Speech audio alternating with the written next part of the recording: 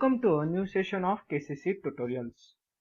तो बच्चों, आज हम 9th इंग्लिश मीडियम का जो इंग्लिश का हमारा पोएम है इनविक्टस वो देखेंगे। तो देख लो, अब इनविक्टस का मतलब क्या होता है? अनकंकर्ड, अनडिफिटेबल, जिसको कोई हरा नहीं सकता। अब कवि ने ये जो पोएम है उसके पीछे का जो भाव है वो क्या है वो बता देता हूं। पहले कि जो पोएट है हमारे, उनके जीवन में बहुत सारी परेशानियां थी, मगर उन्होंने उस हालात में कभी भी अपने हालातों को कोसा नहीं, उन हालातों से डरे नहीं, घबराए नहीं, हार नहीं मानी, और हमेशा उन मुश्किलों का साहस से उनके साथ मुकाबला किया।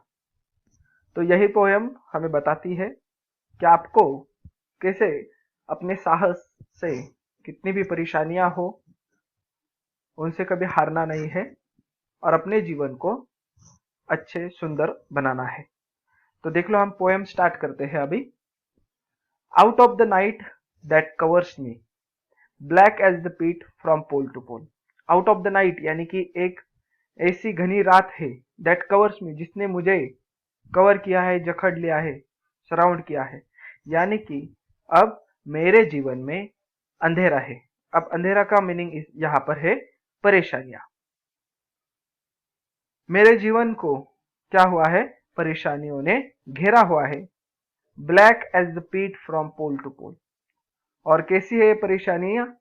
कि इतना अंधेरा है मेरे जीवन में, इतनी परेशानियां है कि ब्लैक एज पीट, पीट यानी कि गड्ढा, और गड्ढे में जितना नीचे जाओगे उतना अंधेरा दिखता है, वैसे मेरे जीवन में अंधेरा है। फ्रॉम पोल टू पोल यानी कि उनसे मैं निजात पाने के लिए, उनसे छुटकारा पाने के लिए मैं पोल टू पोल, नॉर्थ पोल से साउथ पोल तक गया। यानी कि बहुत सारे उपाय किए, बहुत सारे मैंने प्रयत्न किए, तभी भी ये परेशानियां मेरे जीवन से नहीं जा रही है।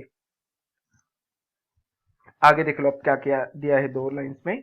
आई think whatever gods may be for my unconquerable soul. मगर मैं शुक्रिया अदा करता हूं भगवान का, क्योंकि क्यों क्योंकि उसने मुझे अनकंकरेबल, अनडिफिटेबल, जिसको कोई हरा नहीं सकता, ऐसा सोल, सोल यानी कि आत्मा, ऐसा आत्मा, इसी आत्मा दी है कि मुझे कोई हरा नहीं सकता। यानी कि कवि को अपने ऊपर बहुत भरोसा है।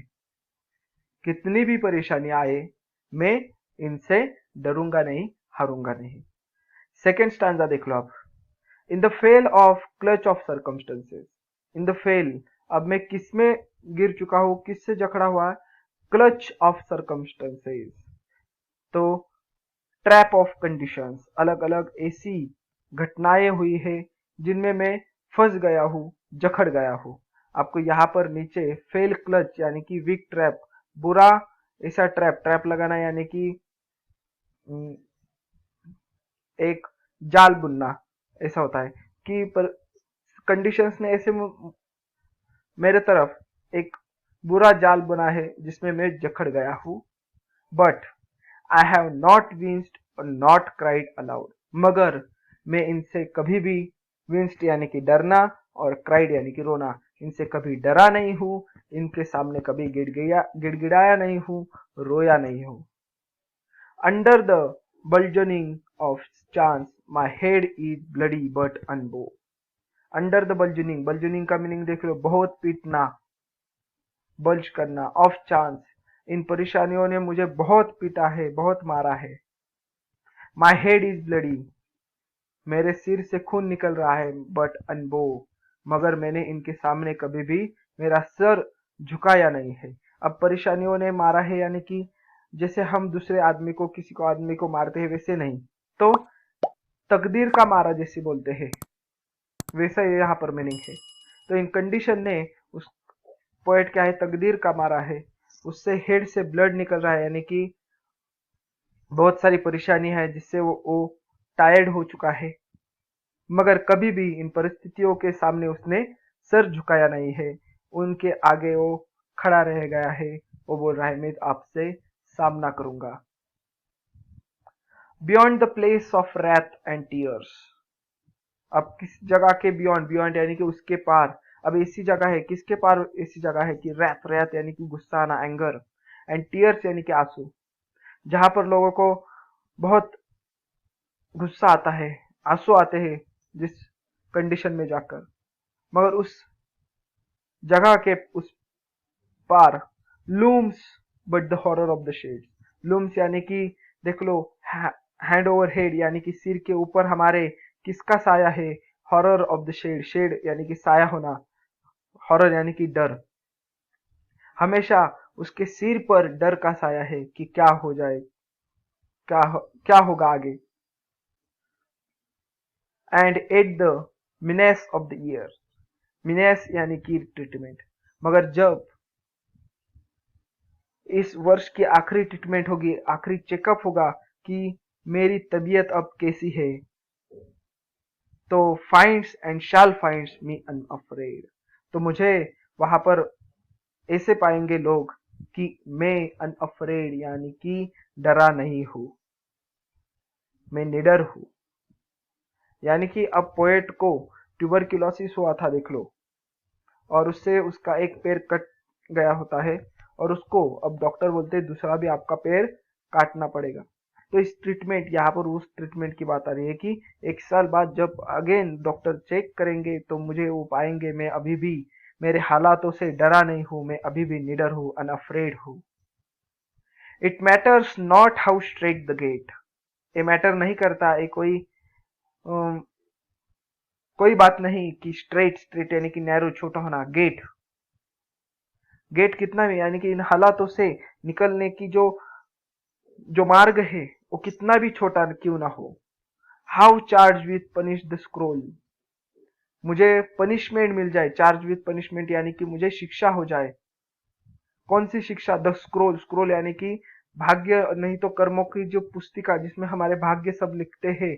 ऐसे माना जाता है ना कि भगवान ऊपर हमारे भाग्य लिख रहा है कि आपने क्या अच्छे कर्म किए हैं, क्या बुरे कर्म किए हैं।